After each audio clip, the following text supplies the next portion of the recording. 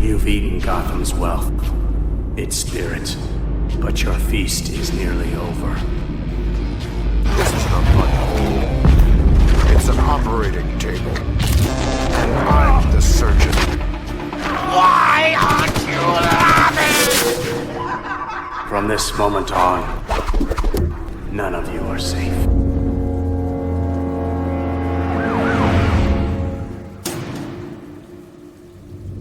Welcome to the Batman Book Club, a podcast exploring the Dark Knight Library. I'm your host, Ryan Lauer. The Batman Book Club is a proud member of the Batman Podcast Network, hosted by BatmanOnFilm.com. Just go to BatmanOnFilm.com, click on podcasts, and you'll find the Batman Podcast Network that has a whole list of other Bat-related shows that also like to dive into other nerdy subjects that all of us, including Italians, love to frolic about in their free time. I can feel Italians right now being like, that's true, Ryan. We do. We frolic there. More on that here in a moment. The Batman Book Club is also on Patreon, so if you like what's going on with the show and you want to help support the show and keep the generators running in the Wayne Manor study, go to patreon.com/thebatmanbc. And a huge major shout out to the latest member of the Patreon page, Leo Lancaster. Thank you so much for hopping on there and helping to support the show. Now, thank you for listening to episode 235, Batman in April. This is like our fifth Batman in April episode. Because it's yearly, it's annual, woo! And of course, on each one of those Batman in April episodes, I have a co-host, I guess, a guest, a frequent voice of this here podcast. His name's Peter Verra. He's on vacation from his podcast, Straight Outta Gotham, because the boss is out of town. So, Pete, thanks for coming back on the show. You're welcome. Holzmann is over there out in Tokyo battling some kaiju. He's defending the world. Yeah. Just doing what he can because he's the greatest human being that's ever lived. So, shout out to Holzmann. Thank you for our freedom. Holzmann. Yep. What's his weapon of choice when he's fighting over there? Just his fist? Spoon. Spoon. Yeah. I will defeat you with my giant wooden spoon, Godzilla. Yeah, he can do it all. He's that's why he's the GOAT. Eric is I believe he's still there for Star Wars Con, whatever it's called. Star Wars Con, worldwide celebration of Star Wars. I don't know. He's really excited for that. He was over there. He's been posting stuff in Straight Outta Gotham. So if you're into what I call Eric stuff, you can check that out. I could say this with 100% accuracy. I would much rather read the first 7 issues of Absolute Batman than ever Star Wars Con. Okay, so this is why the boss didn't take his employee with him. This is why everyone knows I think Star Wars sucks. So yeah, I am. Just had to get that. I haven't said that in a while, so I want to get that out there. Piss some people off. Do what I can. So I would recommend the Straight Outta Gotham page on Facebook, because you've got boots on the ground there in Star Wars land on the other side of the world. First-hand experience, getting the close-up shots of Sigourney Weaver and stuff. So there you go, Eric Holzmann. But we're not. That's it, Pete. I'm not going to bring up Star Wars again. I didn't even bring it up, but we're not going to talk about Star Wars. We're going to talk about Batman. We're going to talk about Batman comics that came out in April. Boom, boom, boom.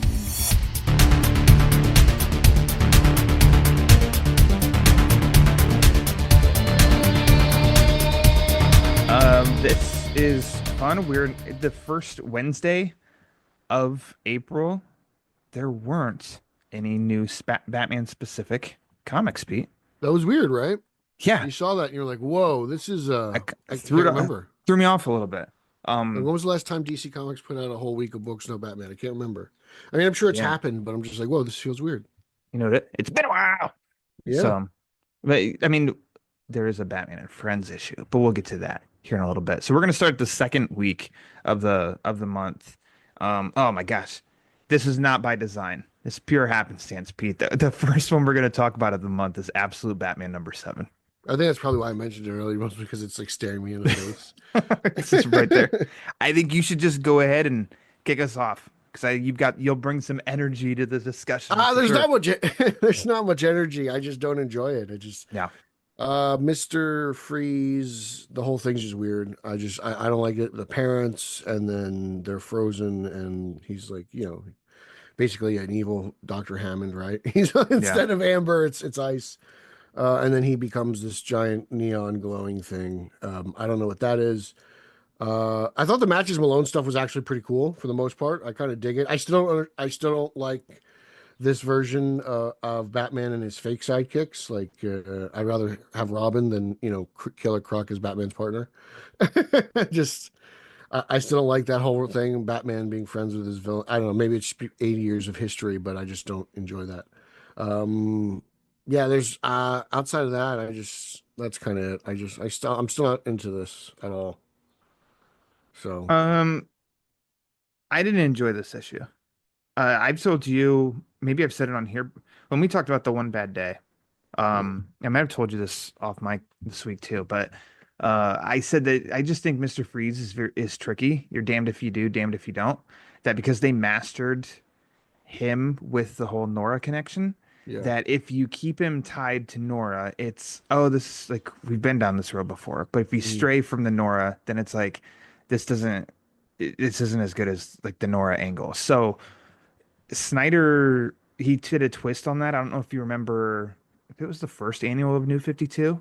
Jason Fabok was the artist and did Yeah, I don't like that either. the twist on Mr. Freeze there. Yeah, it was like it was a great looking comic issue. Scott Snyder wrote it, and it's like, I don't It's funny know. because I wrote on Twitter that like this is like top three of the takes of Mr. Freeze I don't like. Two of them written by Scott Snyder.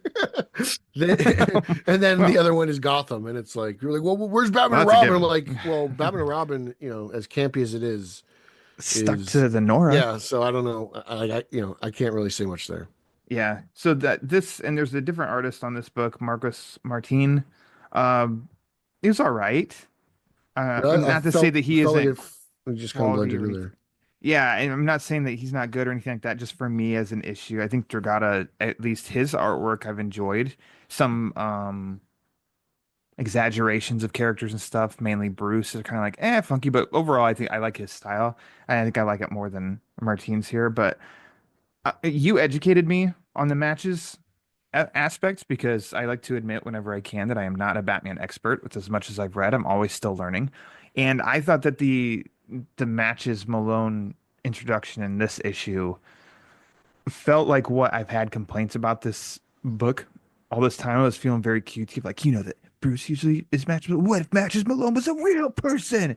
And then you had educated me on that it's actually part of comic lore for Batman that has happened before in the comics where Matches Malone was a real person and Bruce took his identity. So it's like, okay, I got some work to do. I still didn't care. And then Yeah, in the I end, what mean, you said I too didn't like with how he the went out here. Like, I kind of, yeah, I don't know, call me old school, but this is weird. I yeah, really didn't expect his head to just pop right there. I I'm know. like, I oh was wow, okay, here we go. it's an image on its own. I'm like, well, that's a cool looking image of like a horror Yeah, comic and stuff, I but get in it. the confines of this issue, I'm like, eh.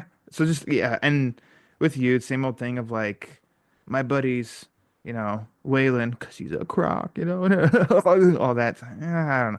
I didn't enjoy this issue. I can't really. Period. I don't like the cape thing when he's like In crawling up which the part? walls. Oh yeah, I think it makes him look like he's I don't know like a symbiote or or Venom or yeah. Carnage. Like it's I don't know just it's not. I don't, and I don't understand of that. I don't know. I'm not just. I don't know. You and I, we've been on an island. I've liked more than you have, but you and I, it seems like have been in the minority here of people just don't love this, and Yeah, I don't get people it. love I this don't and we get it. don't. I don't understand. Um, but you and I are on the same page of like it's selling really good. That's good for Batman comics. That means we get more Batman comics, and so Yeah. okay, it's not one that you Eventually they'll like, and print it's not one something that I I like, love. right? I mean, I don't know, maybe Which they do, Bane's coming. because He's even more exaggerated than I mean, what happened exaggerated. to Quasi Joko? Like, where did he go? I don't know. I just talked about on the Word Balloon podcast. Scott Snyder was on a couple months ago, and he was really talking about absolute universe everything. But I mean, Joker's coming. Stuff that I don't feel like we have seen yet with Joker. He'd already been talking about is coming, and I don't know. I guess you're trying something different, and I can respect it. But I don't think when it's a full-on Joker issue, am I going to be like, okay, I'm finally on board. I love the absolute Batman universe. I don't know what I don't the other know. books are about either because I haven't been reading them. I want to dive in and like give them all a fair shot, but and I'm like maybe Batman I'm so close to that it's hard for me to jump in on this, and maybe I will for Superman, Wonder Woman, and now they've got Green Lantern, Flash, and Martian Manhunter too. So, but I don't know. I also don't have a ton of time, so it's like, well, yeah, I'll wait. But there you go, Absolute Batman. Yeah, Close the book on that sucks. one for now. Um, Opposite side of that now, Batman Dark Patterns #5. Yeah, Really fun twist last month to find out that these towers of this tower of of apartment buildings and everything ends up becoming a quote unquote living Scarface. yeah, What a twist. that was Didn't nuts. expect that. The team of Dan Waters and Hayden Sherman doing unique things on this book. You and I, for 4 months now, have been massive fans of this series, and it continues here because I think that this is another really fun issue of Batman, good issue of Batman, and it's not plucking, oh, it's another Joker story, it's another Riddler, another Two-Face. It's like going for Scarface, which I don't get like excited because yes, Scarface. But I don't know, this is fun and it's different and just unique. And I think the art's great. A little more tame on some of the layouts this issue, Hayden Sherman is. Compared to previous issues, I think You think that's so? always, I think he's been very unique up to this point and doing so many different varieties. And here, I think it's toned down, not a complaint, just observation. But I'm Okay. flipping through now, and I do see that they're still there, which I think helps give a lot of energy, to the book. But I really like this The issue. book has character. Yes, exactly. It's also probably some of the best characterization you'll see of Batman this month. Just him, like I like how he interacts with people within the building in this book, Yes. whereas opposed to in other books, I think it's a little more 70s. This seems a little bit more of modern times. Like in the 70s, like Batman used to just patrol the streets, Hmm. and he'd Yeah. walk by pimps and guys in fedoras and everything. Hey, the Batman, he's out there protecting. Like it was while the 70s did wonders, it was also kind of like the end of camp, and that's a little bit of it. But like, and then you get the traditional stuff, Batman on the side of a building, right? Like Yeah. it gets you in all those special Batman notes and. I don't know. I appreciate. I still think these are this is the best laid out book of the Still, month yeah, still could because I be. mean semicircles and like keyholes and just there's a like if you want to show this to, like some geometry nerd, I bet you they really dig it. Like I'm trying to think of all that stuff from like back in the That's day. an isosceles triangle. Yeah, like nothing. It's like they're parallel. Yeah. It's a trapezoid. Like I just Yes. I'm thinking of all What that else have we stuff. got? Clearly, you and Yeah. I are not geometry majors. We're really No, struggling to find but like, other and then at the end, shapes. like, there's the big reveal of a giant splash page, which is something you don't get basically. I think it's the only one in the whole book, right? Like Yeah. everything else has some sort of other panel or something attached, but then all of a sudden it ends on this big, which you might be like, oh, I didn't see this coming either. So Yeah. there's another twist, and you're like, it's just you said unique, and I think that fits because it's again, you said no, another Joker, another Two Face. When was the last time we saw Scarface? It's been a minute, man. This is Yeah. cool. I'm down for this. And Hmm. used to give Dan Waters a lot of crap, but he's really turned it around. He started listening to this podcast, and he went on a mission of I need to change Peter's view of me. Yeah, I wish I had that much It has influence on changed. Batman. It has changed. You changed the game, Pete. All right, you're not giving yourself enough credit. If I have this much influence on Batman, can I get a job at DC?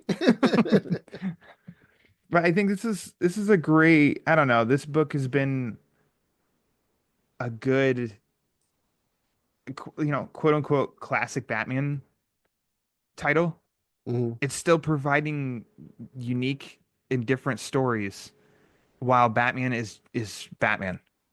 And that's just kind of like what you and I have wanted. When we went through that stretch, we were, can we just get Batman doing Yeah, Batman things? yeah. And this book, it's doing that. And it doesn't feel like, oh, we've been here before and done that.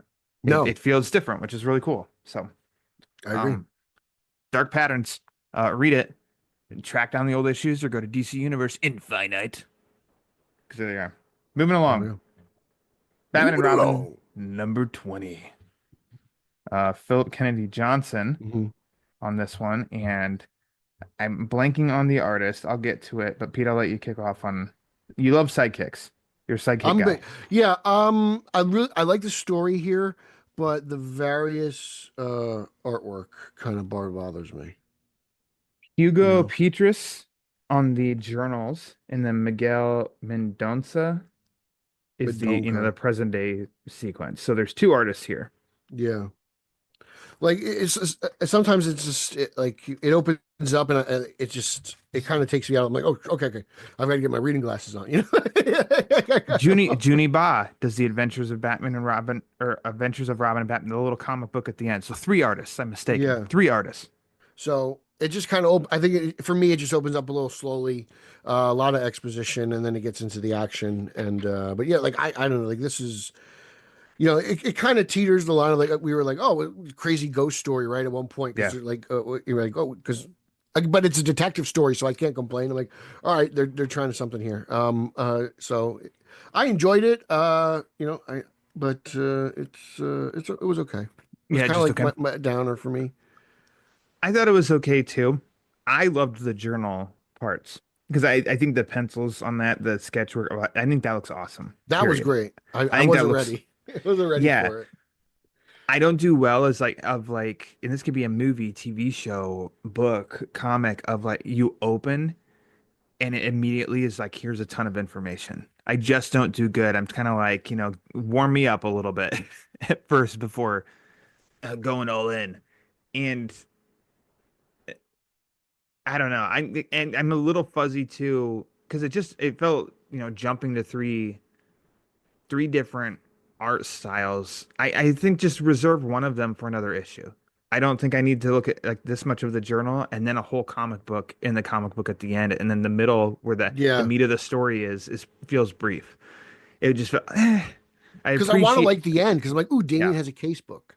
I yeah, was like, I like when the transition they've done. We've said this on many times on the show. What they've done with Damien has kind of been like magic because it's like he went from being like a punk piece of shit to yeah, like a likable character, and I'm like, yeah. okay, so he's even more. He's becoming more like his father, which I don't know if they're setting him up to be Batman in like the Ultimate or whatever. Like there's, like you could see it coming, right?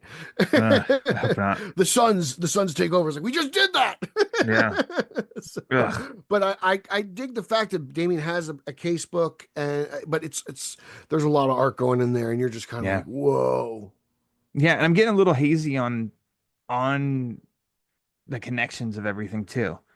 Of and names being thrown around that like in this I was kind of in and out of following who they're talking about, and then it was like, oh yeah, he Robin was with that woman at the lab, and there was a monkey, but wait, but this Memento guy, but wait, Bruce and his Yeah, his it's fellow student, convoluted. wait, I'm starting to like have trouble, and then when Bruce is seeing these flashback things or whatever, I'm also like, wait, what's this again? What's going on? Why is he seeing this stuff? And what's that supposed to be? So I need a refresher, but I don't have the time to go back and read 8 comics and then be like, oh, okay, Make the now I'm time, ready for the Lauer. next Make the one. time. Make the time? Okay. Make the time. No All excuses. right. Next month, no Play like Batman in May. Nuxus. It's just Batman and Robin. Play like Done. Nuxus. Okay. Moving along. That's it for that second week in April. The next week, Detective Comics number 1096. This is the capper to Tom Taylor's first arc on Detective Comics. I think he's going beyond this. I don't think he's just a I one think arc and so. done. Cannot confirm, but I thought he was further along. And also I know it's a landmark issue. 1100's coming up. I think he's just going to be part of it. But Tom Taylor writing, Mikel Yanin on the art. This is your book that you review on BOF, Pete. So you get to start it. Yeah, it's good. I enjoyed it. It's not the best of his runs as he came over, but he took over. But all right, here we go. We'll move on to the next one. At times it gave me vibes of war games, just kind of Batman in the daylight. I mentioned in my review. It seems like there's a lot of daylight scenes, which kind of isn't my jam. But Hmm. and then I don't know what the deal is with Fake Blade. So we'll find out what that is. That threw me for a loop. I'm like, I don't even know who that is, but that looks like Blade. So we'll see where it goes. Overall, I think it was a good introductory arc and story. Taylor gets Batman pretty well. It's not the best story in the world, Yeah. but it's okay. It's good. It's not bad. It's not a bit badly drawn or badly written story at all. But it at times it felt like especially now. I felt like it was kind of rushed and incomplete. Kind of reminded me of Tamaki a little bit. I felt like that, even though that was like weekly, I was like, it just kind of ended abruptly. I was like, there could have Yeah. been a little more detail here, but I don't know, page restrictions or whatnot and all that jazz. But that's it was a good issue. I look forward to it. I'm curious. I can't say I'm like hyped. Not like I am for the next book, but it's not the worst book you could buy. Good, not great. I don't even want to say disappointing, but I don't think it matches the level of the previous 5 issues. Um, which is fine because you and I have said this has been a massive improvement on this title. Yeah. From the first issue that Taylor was on. And so yeah, and wrapping stuff up, like the final chapter of an arc and stuff is always tricky. Endings are always tricky, period. Didn't do anything as a disservice, didn't cheat in any way. It was fine. I think the ending it was fine. Yeah. But not a negative stamp on the book at all. And then the next issue, Taylor is on it, and then artist Lee Garbett, which by name, I don't know. Not familiar. So I'll have to do some. Yeah. So I'll have to do calls some me like, you don't homework. know that is. He did this, volume 7 of this. He did a Blue Beetle comic book. How could you? It's Blue Beetles year 1. Oh my God. Anyways, Detective Comics. So still, Pete and I suggest you read this arc though. Like read the arc. It's a good arc, and the art's pretty great by Yanin because he's pretty great. So, moving on. Next comic, what do I have listed here? The next one is Batman Superman World's Finest, number 38. So we had seen at the bottom of the page of last month's issue that there was going to be a crossover story here on World's Finest with Justice League Unlimited. Did you read that? The first all-in crossover event. And yes, so we're going to talk about 3 issues here because it's all part of the We Are Yesterday crossover book. Work. That's right. So the first issue is World's Finest number 38. Then it's Justice League Unlimited number 6. And then the World's Finest annual number 1 at the end of the month. All 3 of them. Spending boom, boom, that boom. cash. Yeah, it's a lot of stuff. So 3 chapters. I'm going to say I read all 3. And just asking, did you read all 3?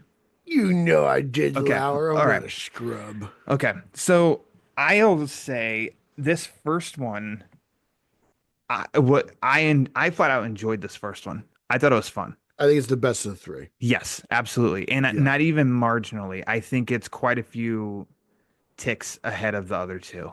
Because I can be a sucker for Grodd. I don't know what it is. I love Grodd. I really love like Gorilla Grodd City. stories. I'm with you. Yep. I don't know why. I don't know. That's what, if I have to say there's one thing I'm anticipating the most in James Gunn's DCU, it's how the hell he explains Gorilla City and the gorillas. I'm there. He's the guy to do it. I'm totally a dork and a nut for it. I get it. It's weird, but I think it's one of the coolest like aspects of DC Comics is Gorilla City. I really do. It's it's the hidden city, but it's but it's like Planet of the Apes. Like who doesn't love it?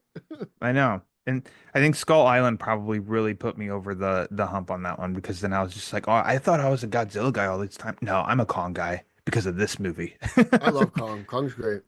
The one thing that at first I was slightly not even worried, but the book opens with Clark and Bruce in the tower watching a sickly looking Bruce Wayne, by the way.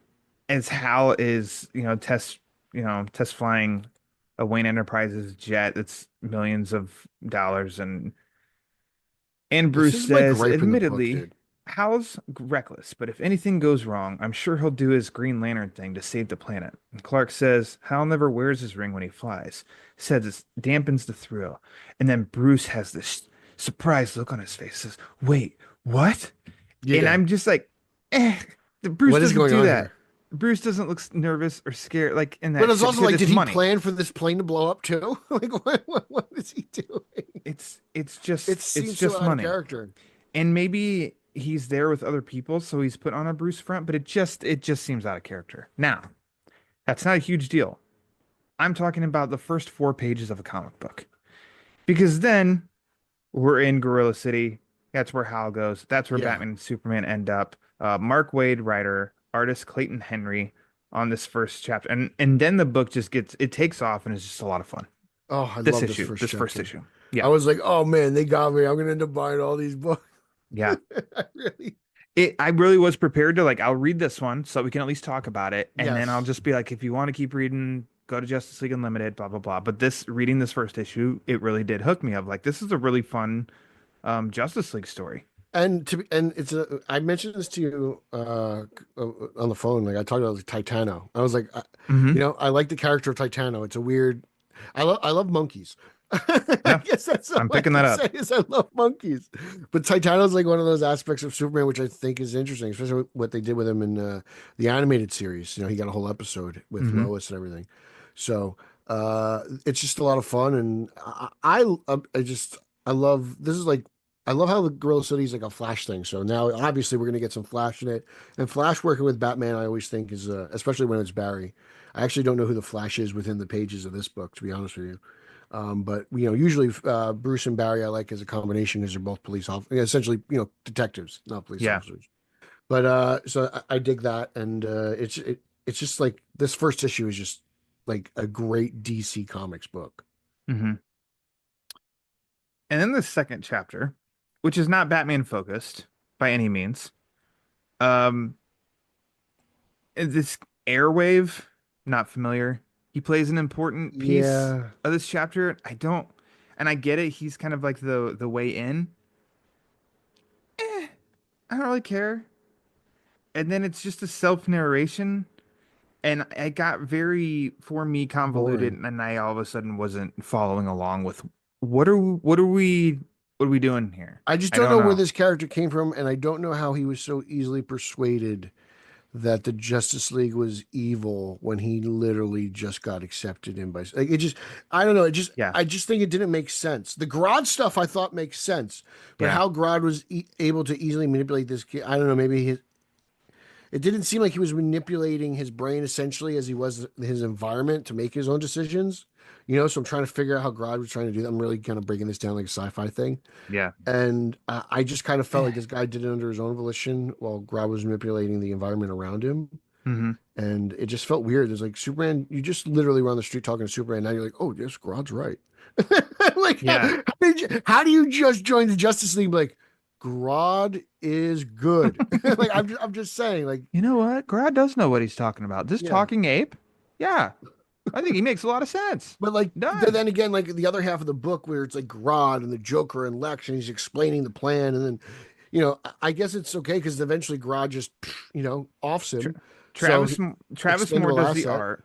So you just said that, and I really did. I enjoyed some of these images that are very much like Super Friends throwback, but it's got, Scarecrow looking awesome.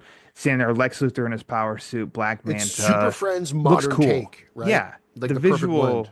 The visuals are good. It's just the story, and it's because like Mark Waid, I think he loves the superhero world, obviously, Yeah. and likes to lean into it sometimes more than I care to. And this chapter here is a great case of The, he's having a lot of fun, and I'm like, it's a this isn't. microcosm of what this title has been essentially since Wade is taken off, right? Like Yeah. for us at least, like sometimes he goes really far out there and we're like, yep, we're gonna take a break, Yep. save some cash. And then other times he's like, hey, check this out. Like, The and then Aquaman one, the the Aquaman Aquaman arc one was great. really surprised both of us. Like we were Hmm. like, oh, we're really into this. And then this one is just kind of like, you know what? They're not gonna get my money on this one. Yeah, Like, and but that's I fine. can't blame you if you're like, oh, I want to check this out. It's definitely worth checking out. It's really, really good stuff because, when it comes back to Batman, Superman, it gets better. I If think, you want to, it's almost like the main story's there, and these are kind of like tie-in issues without essentially yeah. tie-in issues. Yeah. So I think that because, I mean, you already mentioned Kowalski. And I also think like Jay Yaws, they're two that I talk to a lot that I know are like, we are DC Universe fans, like as a Yeah. whole. I feel like this probably is more fun for them to read than it is for me to read, which is fine, completely fair. And then you go to the end of the month with uh the World's Finest Annual 2025, and it's part three. I don't even remember what this one was about. Hold up, I gotta get up there. The artist by It- Clayton Henry. It's okay, but like nothing's matching that first opening one. And I don't know. I don't even I can't even remember. And this one I just read like 2 days ago, it's and I'm just like, I more. don't It's really more remember of this just one. Grodd interacting and doing his thing, and now you're seeing more, and then you're seeing more of like interaction between Justice League and villains. It's kind of just a DC extravaganza of an Yeah. issue. You know, like everyone's in it. So you got Plastic Man, you get you get Bizarro, you have Superman, you have Lex, you have Captain Cold. Like everyone who's anyone's in this book. I'm still Yeah. trying to figure out who this chick is that Grodd's talking to. This Black Widow looking broad, but They mentioned her because I was yeah. seriously gonna bring her up, and then I forgot. Yeah, but she's apparently a big part of the story, and Grodd knows something. I liked how Grodd looked in the other issue. I don't like Grodd's like I guess dreadlocks here. I don't know what he's got on this hair. I don't know, or these chops. Like, does he think he's Yeah. Paul Herman? I don't Uh, know. I liked how Grodd was drawn in the first issue, especially when he was yeah. thinking and his crown was kind of all tie dye. I Yep. thought that was cool. Yeah. But this just seems to be kind of more exposition than anything else. It Um, it's it's I'm not all, bad. I mean, no. I'm with you. It's not as good as the first one. The John Stewart story at the end of the annual is actually very, very good. So if you're into lanterns, check that one out. Well, there's a lot of people jumping on the Lanterns bandwagon Yeah, because that show's coming. that's right. Thinking you'll But have. the first, yeah, so the first issue of the three was definitely my favorite. It hooked me to keep reading everything. I'm halfway through now, so I'll read all the rest. Um, I just to could see say I'm where all it goes. enjoying it But though. Like I've enjoyed reading it. I don't. yeah, If I had to buy it to read it, I probably would. yeah, If you know, fair but enough. I'm privileged enough to have special access thanks to the old gunslinger, Pew right? pew.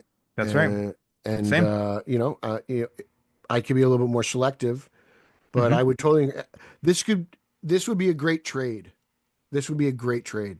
Yeah. I would pick it if they put it out in hardcover. I'd consider buying it. Yeah. Yeah, because it's Well, you're cool only enough. halfway through. You're only halfway through, Pete. Who Yeah. knows? Well, I don't know. Apparently, when it comes to the next could be book, I amazing. hate it. Only 2 issues in. Don't give this a chance. True. It's 2 issues. I don't know what's going on. That's true. Okay. Uh, 2 issues in. Okay, it puts us into the next week. Batman 159. Uh-oh. Oh boy. Oh boy. So Hush 2, Hush Chapter 2. Hush 2, Chapter 2. Written by Deuces Wild. written by Flower Jeph Loeb. Power. Art by Jim Lee. Have you heard of them? Okay. Overrated. So here's a fun thing, Pete. I think you and I touched on it briefly last month. I don't care. I'll repeat this. Someone can not like something that I like, and I don't care. That's fine. That's fine. You could be wrong. Doesn't matter. How they act about it is what can really make me roll my eyes or kind of get a little shitty in my response back to them, because it's like, just calm down. It's just a comic book. There was Agitated some, Lauer? there was Agitated some, Lauer? there was some people that was almost like expecting what the original Hush story in 12 issues to have that in the first issue of Hush 2 last month. And because it didn't match, because 22 pages didn't match 250 pages, it was a letdown, wasn't very good, it was overhyped, unfulfilling. And it's chapter 1 of 12. This is chapter 2 of 12. Are you ready for the next year of your life?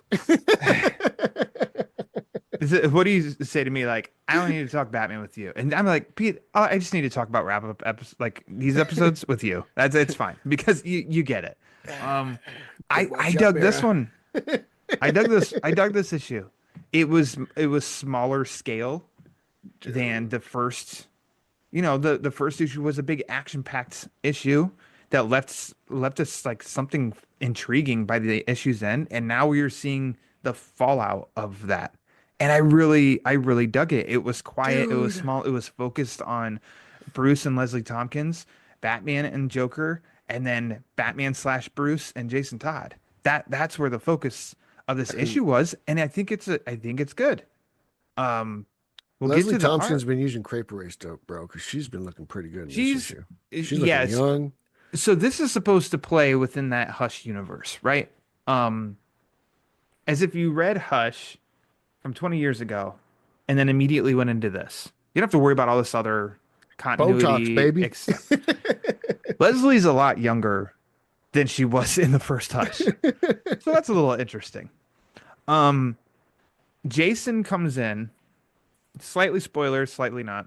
Which Spoiled, baby, go louder. it's hinted at the beginning about Bruce. He's thinking about when everybody else finds out that he's trying to save the Joker slash save the Joker, because Hush put him in that position. Because we know Batman doesn't let somebody die. He tries to save them even if they're bad guys. Amen. So Jason gets in the Batcave, and he is like, it seems he's pretty pissed off that Bruce is trying to save Joker. In the confines of this Hush world, we know that Hush used Clayface to impersonate Jason in the first Hush story. Jason's found out about it. Look, raises questions. Too many questions. And not to put Bill on the spot, but Bill, he asked me, he said, do you feel like maybe this Jason Batman angle is a little redundant? And I thought, that's a fair question, but I don't feel it is. And my defense of it is that I think in the confines of this story, it totally makes sense that Jason, like, he's been resurrected here, right? Roughly, or that's the approach here, and so he works best. And I think we all know this, if he's resurrected, of questioning with Bruce of that question and under the hood of like, I don't blame you for not saving me, but why'd you save him? And points at Joker. Like, that's a great angle for Jason. I don't think DC knows what to do with him outside of that angle of having that bitterness to Batman because he continues to save Joker. I think that's a great angle, and I don't think that it's tired. And I think in the confines of this story, and then by issue's end, to where Batman has you thinking like, is Hush plotting Jason? Is he using Jason as a chess piece? And the answer is yes, because the little 2-page tease in Justice League Unlimited #1 at the very end was characters just like that Riddler cover from the first story on a chessboard, Hush moving them around. So I think that's interesting to me, and I don't feel like we've done this before. All right. It's my long talk. Okay, first of all, You can love speak. this thing. This thing's amazing. First, like the ultimate conflict. What does Batman do? Right? Obviously, Yeah. saves the Joker, but to be put in that aspect, and then the Jason thing, like family conflict always runs deep, right? Mhm. Like you got beef, you have beef, and this is Beef. like, this beef. Where's the beef? Can't help it. Sorry. You know, so this will never go away, right? Like I the agree. Bat family, this is probably the biggest conflict. This again proves why Jason's death was so detrimental to Batman, and it proves how important Robin is because of how the death of Robin psychologically screwed up Batman even more than he was. So like Mhm. the haters can hate, but it's moments like this that just further prove how that dynamic is so important. And I mean, I'm sitting here in awe of this issue, man. Like I was so About him, this you and is I are on the boat of I like think this is the best one yet. I know it's only one, J- two, but Jason serves Batman as a character better dead. Like you and I yeah, have thought I that way. We agree. think that I way of agree. like he serves him better in that regard. Okay, carry on. And to be honest, I love the one-on-one conflict. I love how it's personal, and I love how Bruce kind of lets him take out his frustration. It almost, Yeah. at times kind of gives me vibes of little Forever Alley action that we talked about recently on the, like stuff like Yeah. that. It's very similar, and I again, like Jason's become very likable and understandable, and it's hey, look, he shot Barbara in the back, right through the back, he killed me, and now he's sitting here 20 feet away on IV. Yeah. I don't think it gets tiring. Especially when it's written so well. And again, Mhm. I think the book is beautiful. Yeah. So I was gonna I'm get to opening it up next. and I'm reading Jim Lee artwork, man. We're talking Yeah. like some of the most stoic Batman positions. He's The seated watercolor in those. flashbacks Oh, that he established in the first Hush. I loved seeing that stuff too. it's It was great to great. see it. It's great to see it. It brings me back, man. Nostalgia. Like, yeah, okay, works. I'm Sure. Yeah. sorry. Yeah, like this is phenomenal. I don't, Um, one, oh my God. so two things of note for me. One is Batman's suit on his hands. It makes me think uh T2 and like Okay. the tendons showing in the Terminator and stuff. Like I don't Okay. know if he's got extra mechanics on his like for his hand and on his fingers. You get the close up on the 2-page spread in the cave of Batman and Red Hood. It does look like he's Um, kind of got like finger interesting. braces. Now Yeah, that you mention it. not a big deal, but it's just like you see him in all these pages. Um, and then second, Riddler's jacked. What was up with that? The I don't redesign know. is very interesting. I I just don't know. I wasn't ready for it, to be honest with you. No, and I Justin's really gonna was hate like, this because he doesn't have tights on. that's true. I was Yeah. staring at him. Remember, there was a Riddler story in Detective. Was it Tamaki or was it Tamasi? They did it, and I don't know if there was something that happened in that, in which if that's the case, then it kind of breaks my rules of like this Hush established world, because in I'm not Hush ringing we any see bells. Riddler's a skinny little normal Riddler guy. So yeah, the jacked part of this is very much like I'm curious what the hell this is. Huh. Yeah. But it's just like, 2 pages, Nightwing and Batgirl, and we got such a brief encounter of the two last month too that I'm curious what's going to be their involvement. And now I'm even looking at it, like I forgot, when did he get the face tattoo?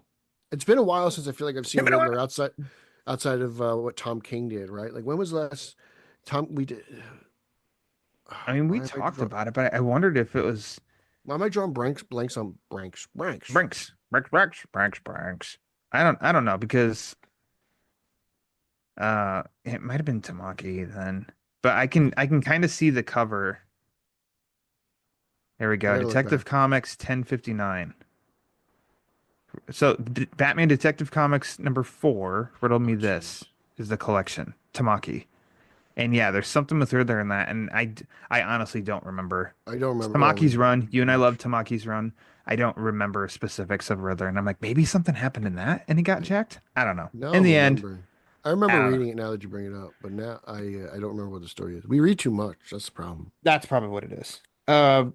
I couldn't read too much of Hush 2 so far though. No, this was great. I really Excellent. enjoy it. Yep. And to be honest, like Two for the whole two. Jack Riddler thing, I'm kind of like maybe it'll get explained. So I'm kind of Yeah. even more interested. And I'll give it the Um, patience because this is chapter 2 of 12. I So it's just fun. man, this is just fun. I'm Yep. sorry.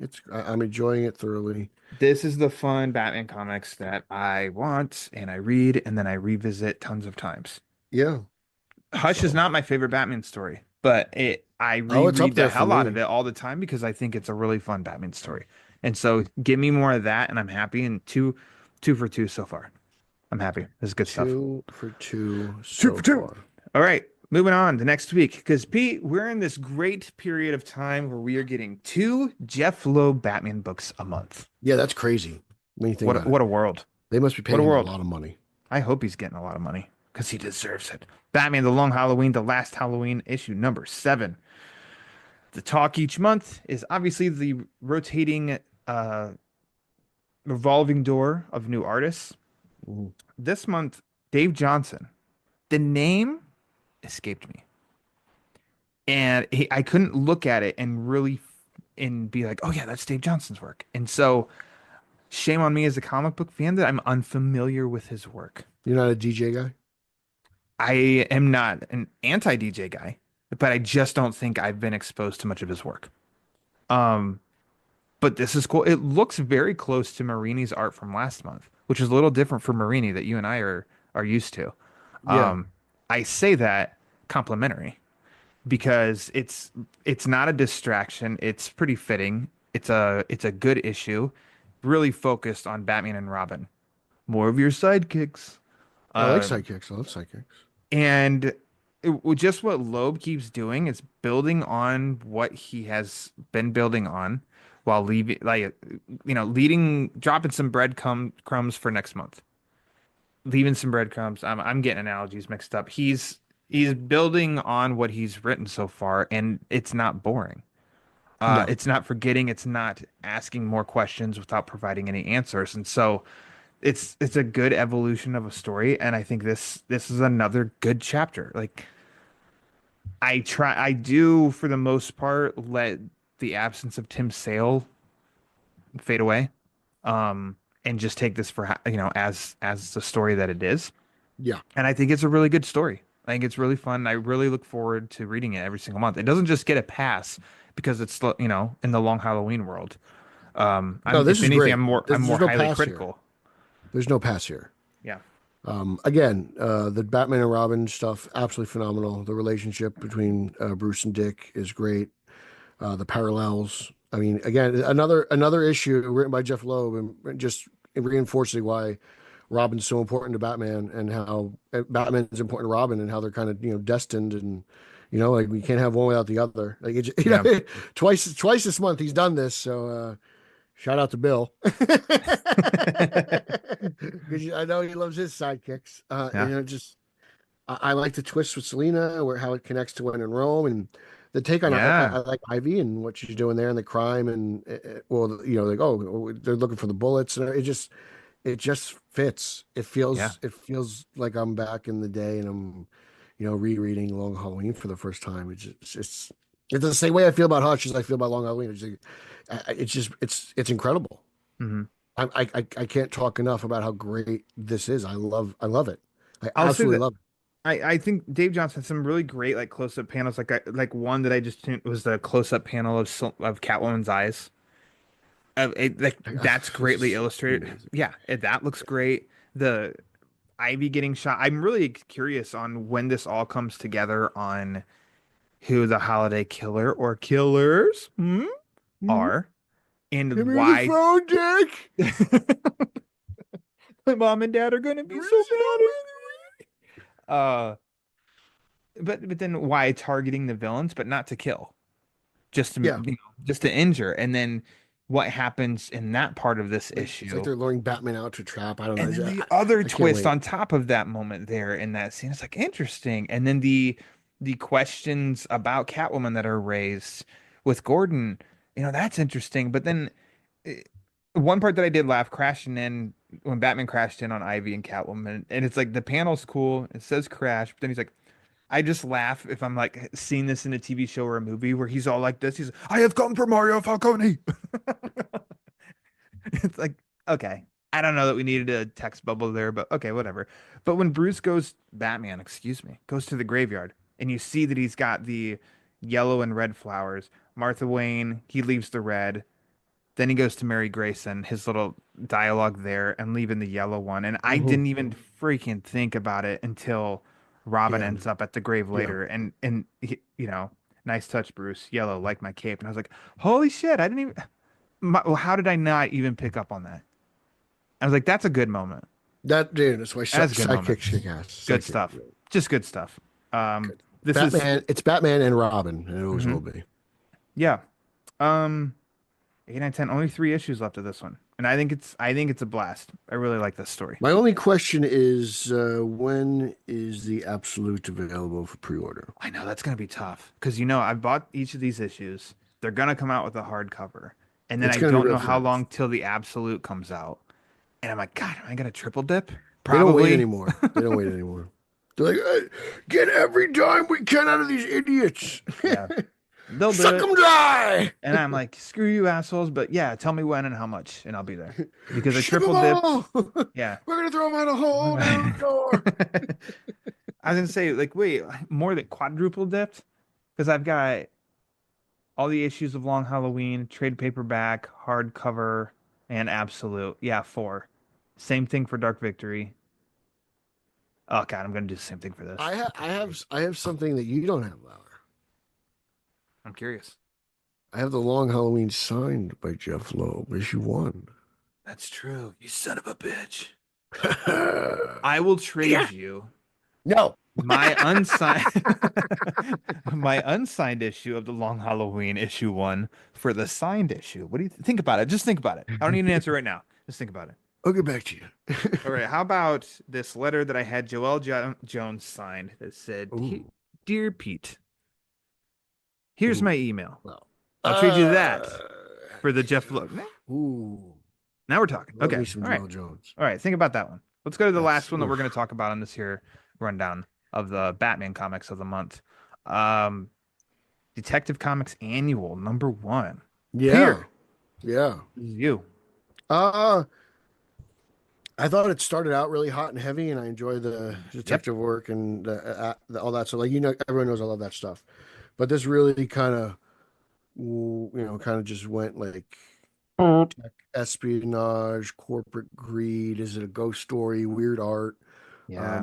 It kind of faded fast. Yep. And I appreciated the attempt. I just kind of wasn't in. And it's broken up into 3 acts, so there's 3 different art styles, and at times you're just kind of like, I don't know, am I out of this? And I didn't like the ending.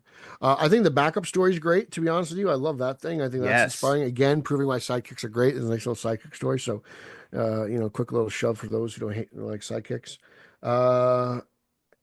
So yeah, but I can't tell you to buy this on a backup, as I always tell you. As good as a backup is, it's a backup. And it's a little bummer because Al Ewing is a fantastic writer, and read a lot of his stuff. I just not my thing.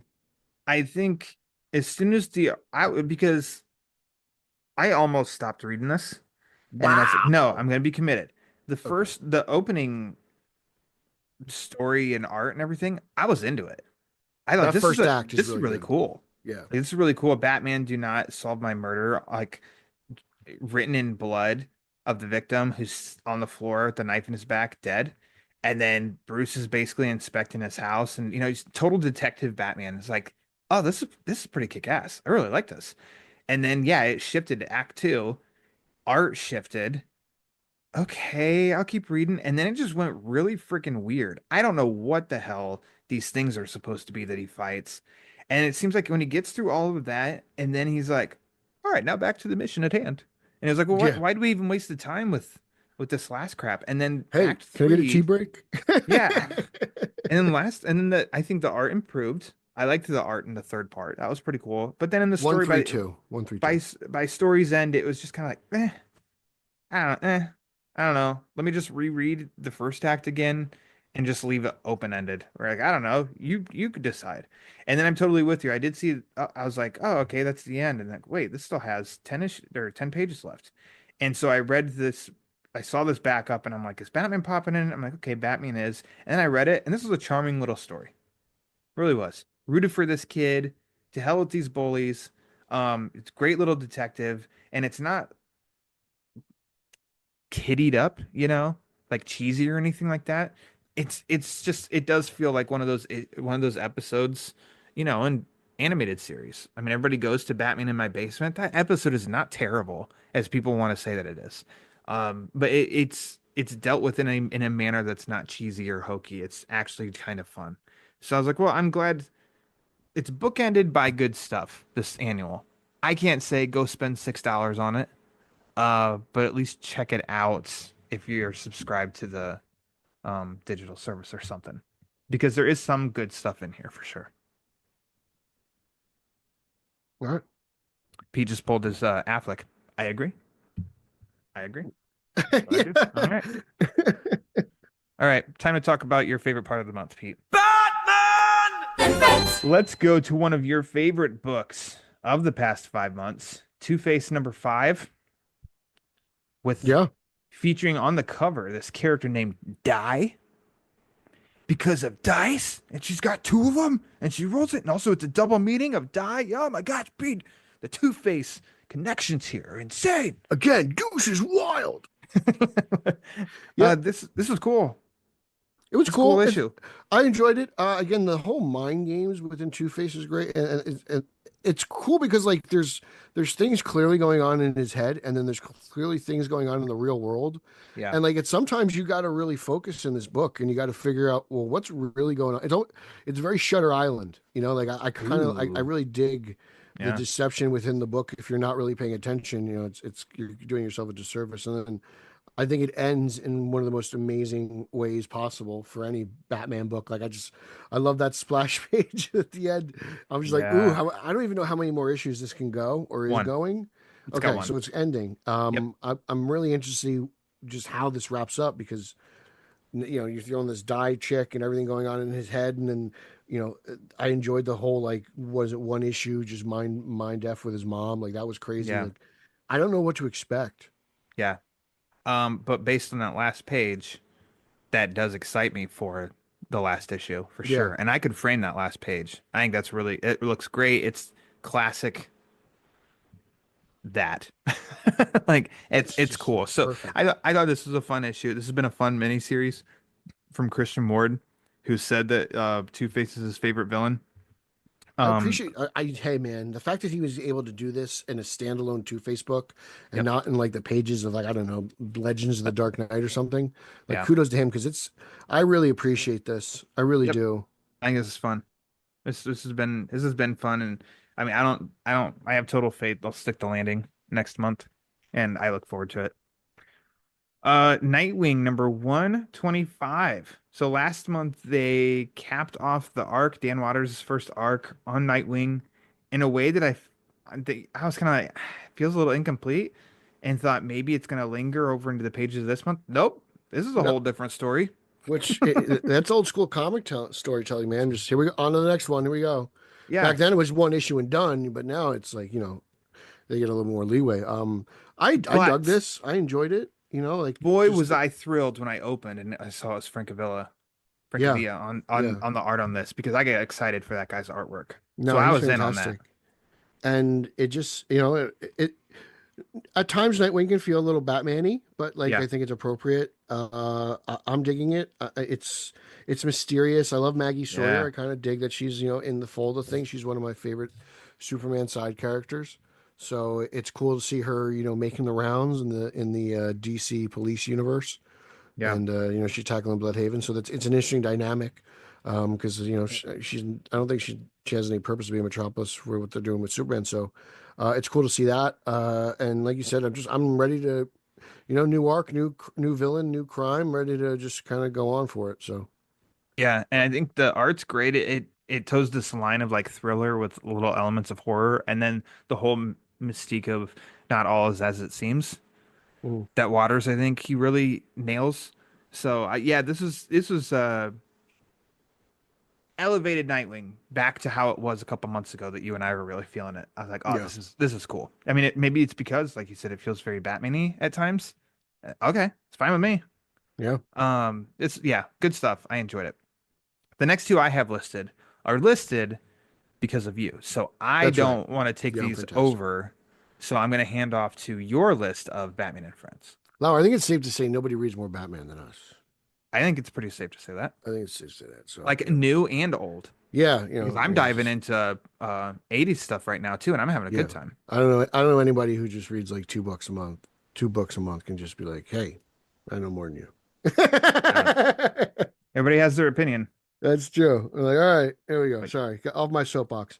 But okay. this is an awesome issue. What issue? Oh, I didn't Wonder even name Woman. it. I'm sorry, Wonder Woman 20. Whoa, And I'll is tell this you the why. Wonder Woman book club podcast? Ooh, What's going what on you here? guys doing? You guys, Just go tell me. Tell me why'd you pick this book, Pete?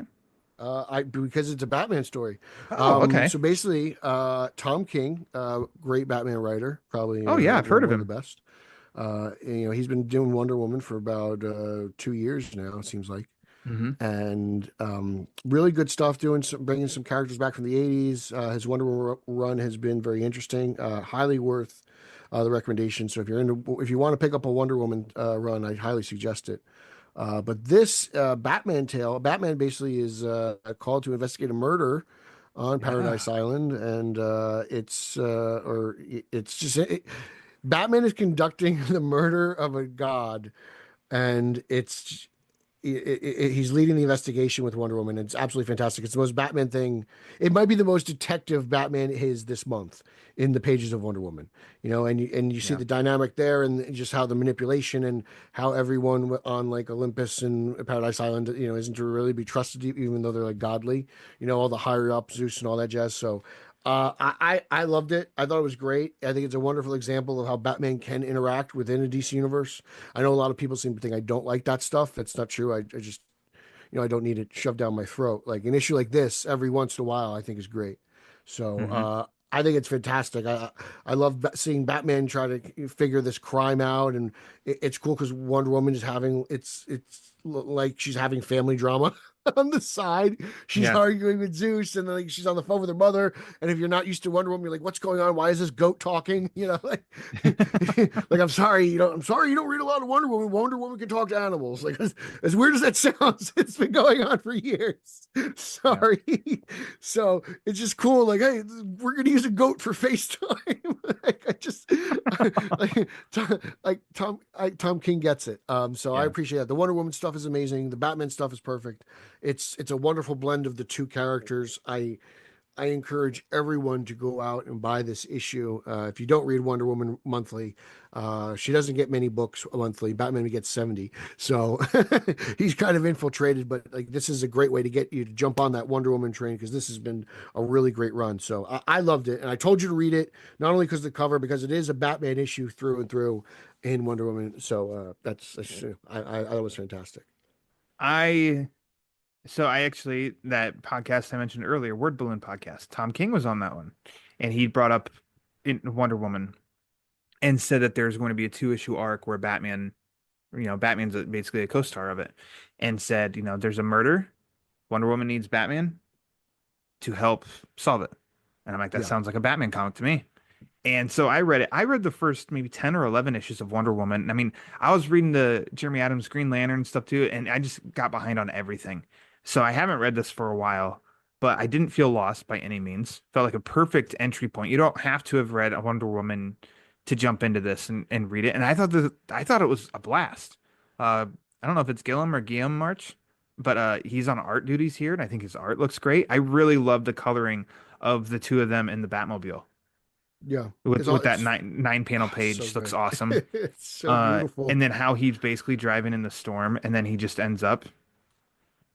He's like, "Is this always here?" She's like, "It is, and it isn't." Yeah, sure. Like it really is a perfect balance of both characters. Yep. So I really enjoyed this issue. So yeah, I'll be hooked back again next month too. What else you got? Oh, for me, well, obviously. Let's go ahead and call this the book of the month. Oh, It's geez. Sonic the Hedgehog versus Uxas. I am so sold on this.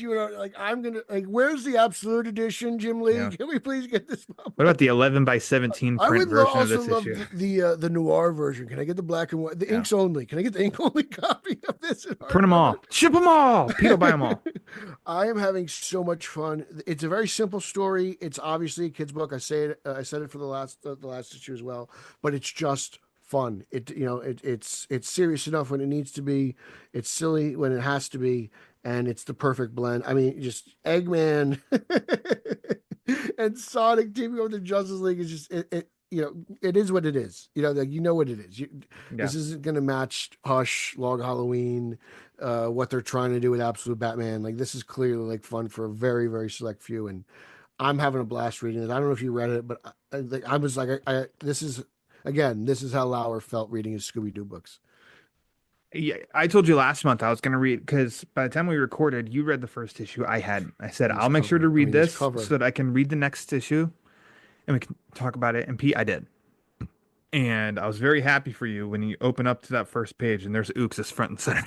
Oh, Ux, my boy Ux. I'm like, all right, Pete's happy. No wonder he loves it so much. And then I thought it was fun. I thought the art is very fun. It's very bright. Looks very much in Sonic's world at times, which is cool. And like you said too, it's a fun kid's story, but provides enough action to just be like, yeah, this is just a good time. You're reading a Saturday morning cartoon that combines Sonic and Justice League. Robotnik shows up too. That's fun. Sorry, they didn't say that in here. Eggman. It's at this point in time, it's interchangeable. I think that even the Japanese have warmed up to Robotnik. Steppenwolf, he got his head reattached and straight off of that's right. screen of Zack Snyder's Justice League. He's in this page as well. Looking very New 52, by the way. Yeah, I'm with you. This is a lot of fun, and I'd recommend people, fans especially of Sonic, they should read this because this is a fun tie-in book. You won't get stuff like this if you don't read it. I never thought I'd get this, and I'm more than happy to have gotten it. Wasn't on my bingo card. You know, and it's interesting enough on the Marvel side, they're doing this like Godzilla they're doing like one-shot issues of Godzilla versus random characters. That's a lot of fun too, just for like Right. if you're looking to read stuff that's out of the ordinary and you're not trying to get tied down into like reading, a whole series. There's one-shots of that stuff, which is, just I think fun. I think it's every once in a while stuff like that's cool. They're even doing they've been doing like Spider-Man Predator. They did Black Panther Predator, which I thought was amazing. I just had a blast with that. So there's a lot of like I can enjoy like a different pairing, like an odd couple pairing more than I can, let's say, like okay, new universe take like Absolute Batman. Like I can enjoy this like kid friendly Batman Sonic. Like if they did a Batman Mario comic, I'd probably read it too. Oh hell yeah, spaced out too. Like this is 6 issues. They haven't already announced that it's ongoing, and because just like with the Batman Scooby-Doo stuff, I get by the time because they've done 3 volumes of it here in the past couple of years, and each one is 12 issues. But by the time we get to issue 12, I'm like, okay, good. I think we need a break. Need a little break right now. Don't overdo it. No scrappy yet. No scrappy yet. They're really hanging on to that. I don't understand. Really, maybe more people hate scrappy than I realize. That's true. People don't like Scrappy Doo. All right, do you have anything else, Batman and Friends?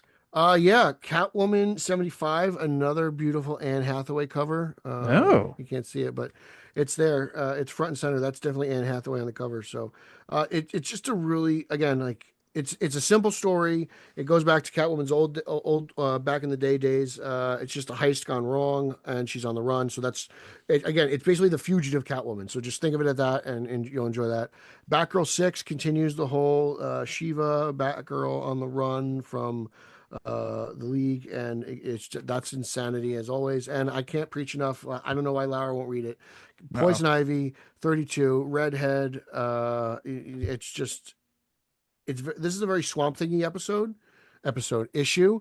It definitely feels more of a Swamp Thing tale than it does Poison Ivy, but you get Jason Woodrue and all that other jazz that comes with that, and well, not Woodrue, but it's mud monsters and swamp monsters, and she's in this like almost like forgotten town that doesn't exist, and it's been vanished into the green. It's really great. I can't believe that Poison Ivy's been going on for like 3 years now. I was just gonna say, like, I read I don't know how many issues, and I was talking about it, and then I dropped it. And you have been consistent with it from issue 1. So good. And every month it's up there, man. I was just gonna say, I think maybe there's been 1 or 2 that you weren't as high on, but everything else you've been stoked about. So it's definitely a book that I look forward to reading every month. So great. Yeah, I hope to meet Willow Wilson at a con one year to get her sign some stuff because that's how much I like it. Bring the whole stack, every single issue. Sign them all. She's actually got like a 3-issue arc in Wonder Woman. I forget when, but I thought that was phenomenal too. Wow. If you liked 84, you'll like that. It's it fits in vibe with 84. I know it's probably a small group, but Pete, I have one last question for you.